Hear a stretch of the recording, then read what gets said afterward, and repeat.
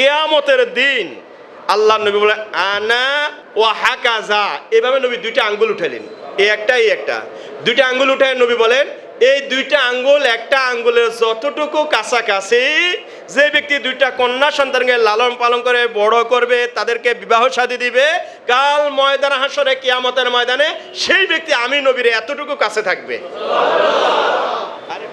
হযরত আনাস রাদিয়াল্লাহু তাআলা আনহু থেকে বর্ণিত, তিনি বলেন আল্লাহ রাসূল সাল্লাল্লাহু আলাইহি সাল্লাম বলেন, কোন ব্যক্তি যদি দুইটা কন্যা শিশু, বলেন তো কি শিশু, আরেকটু জোরে বলেন কি শিশু, আমাদের সমাজে আমাদের সমাজের কথাই বলি, দেখবেন অনেক মানুষ ছেলে বাচ্চাটাকে যেমন আদর করে স্নেহ করে, সে ছেলে বাচ্চা হবে শুনলে যেমন খুশি হয়, কন্যা সন্তান হবে শুনলে তেমন খুশি হতে পারে না।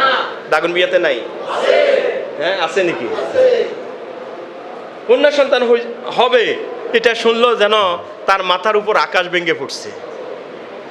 শুনেন আজকের হাদিসটা, আমরা তো নবীর উম্মাহ, আমরা নবীর উম্মত, আমরা সর্বশেষ নবীর উম্মত। না না না না, আমরা সর্বশ্রেষ্ঠ নবীর উম্মত। না না না, আমরাই সর্বশ্রেষ্ঠ উম্মত। সুবহানাল্লাহ জোরে বলবেন না? শ্রেষ্ঠত্ব ধরে রাখার কাজ শ্রেষ্ঠত্ব থাকবে।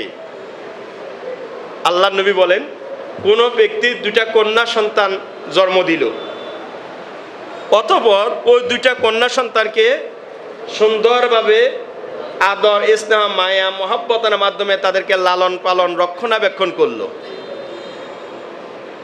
কাল কিয়ামতের ময়দানে কিয়ামত যখন সংগঠিত হবে, একটু আওয়াজ করে বলেন তো কিয়ামত হবে কি না? হ্যাঁ কিয়ামত হবে কি না? কোনো সন্দেহ আছে?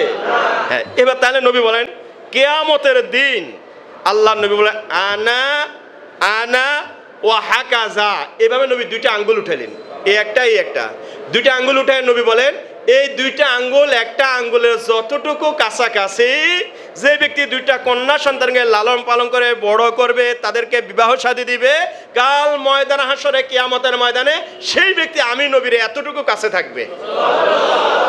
আরেকটু জোরে বলেন সুবহানাল্লাহ। কিন্তু যার অন্তরের মধ্যে শিশু বাচ্চাদের প্রতি, কন্যা সন্তানের প্রতি দয়া নাই, সে কি এরকম নবীর কাছে যেতে পারবে?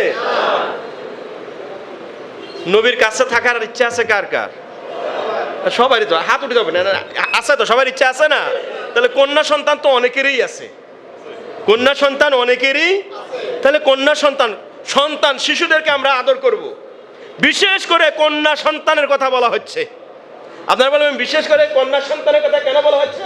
ছেলেদের প্রতি তো আদর আছেই, কথা কয় না, ছেলেদের প্রতি তো আদর আছে, বাকি কন্যা সন্তানের প্রতি তোমার আদর বৃদ্ধি করে দিতে হবে। সম্মানিত উপস্থিতি,